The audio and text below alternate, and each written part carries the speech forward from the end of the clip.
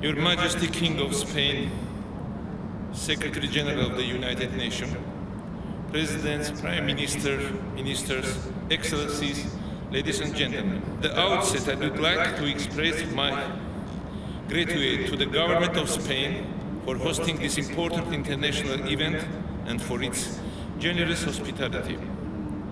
In these turbulent times, when the world is facing with numerous challenges, it is more than ever necessary to join our efforts and demonstrate solidarity and strong political will to implement the 2030 Agenda for Sustainable Development.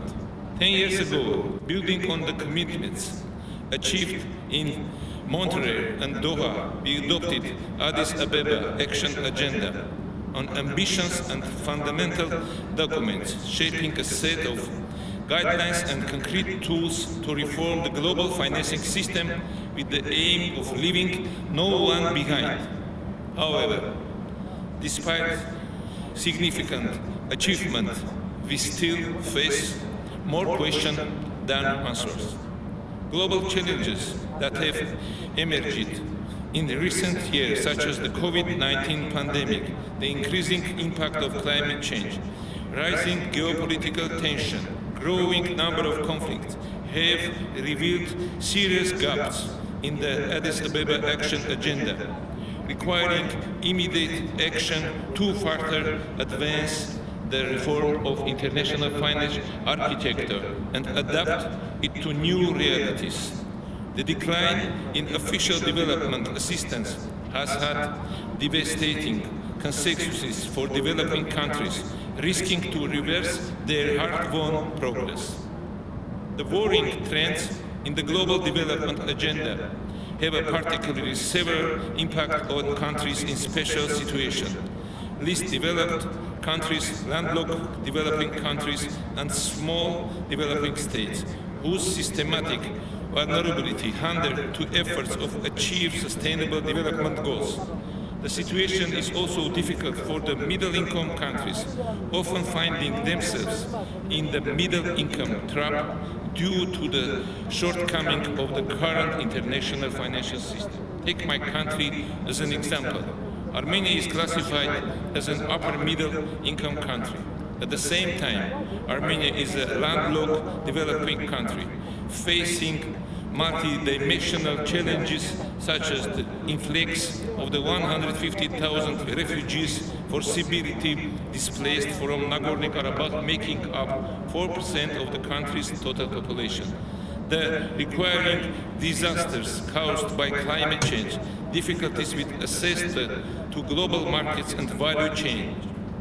However, Armenia is forced to focus its limited resources on servicing its national debt exceeding $30 billion, rather than investing in humanitarian, climate mitigation and sustainable development needs. In this context, we believe that targeted and action-oriented steps are essential to overcome current inequalities and systematic gaps in the international financial architecture. Armenia strongly advocates the important introduction of complementary criteria beyond GDP, reducing dependence on in-market financing and strengthening the capacities of the United Nations development system for timely and efficient response to the needs of countries and people in vulnerable situations. Support from international community to strengthen democratic institutions, promote good governance, ensure transparency and uphold the rule of law is important to bring countries in special situation and middle-income countries back on track towards sustainable development. In this crucial to ensure equal and fair access to new technologies, close the digital divide and mobilize the necessary resources to address climate change, biodiversity, loss and desertification. As a host of the 17th Conference of the Parties to the Convention on Biodiversity next year, Armenia is ready to work closely with all partners to fill the gaps in biodiversity financing. Ladies and gentlemen, Armenia welcomes the consensus over the outcome documents which signals the readiness of all parties to work together to turn to promises and commitments into real action to bring transformative changes on the ground.